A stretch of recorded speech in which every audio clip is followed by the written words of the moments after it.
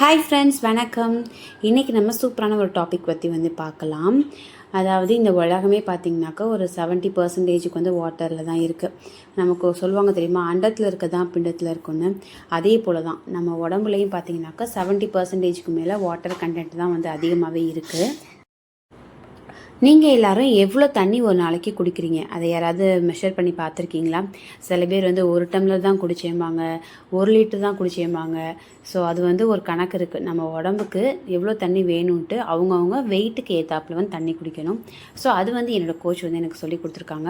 அது வந்து பார்த்திங்கனாக்கா நமக்கு வெயிட்டுக்கு ஏற்ற தண்ணி குடிக்கும்போது நம்ம உடம்பு அவ்வளோ சூப்பராக வந்து இயங்கும். அதாவது நம்ம கரெக்டாக நம்மளோட எல்லா ஆர்கன்ஸாக இருக்கட்டும் எல்லாமே பார்த்திங்கனாக்கா தண்ணியால் தான் வந்து நிறைஞ்சே இருக்குது. ஸோ அது எல்லாமே வந்து கரெக்டாக ஃபங்க்ஷன் ஆகிறதுக்கு நம்ம உடம்புக்கு தேவையான அளவுக்கு தண்ணி குடிக்கணும்.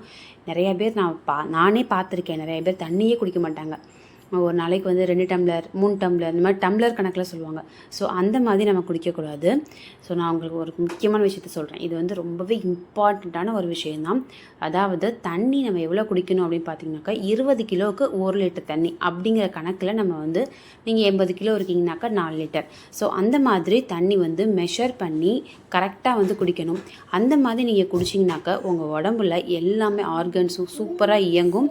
நல்ல உடம்பு நல்ல ஆக்டிவாக நல்ல ஹெல்த்தியாக இருக்கும்.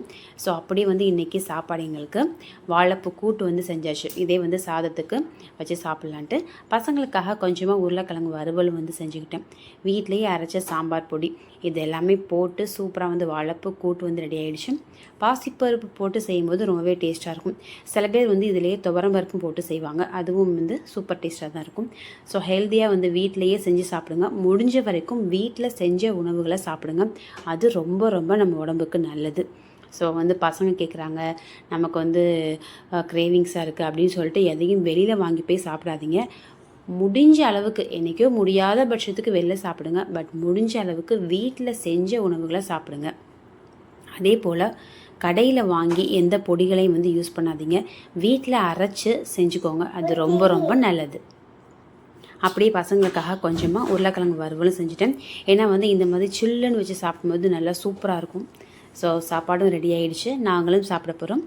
ஸோ நீங்களும் நல்லா ஹெல்த்தியாக சாப்பிடுங்க, ஆரோக்கியமாக இருங்க.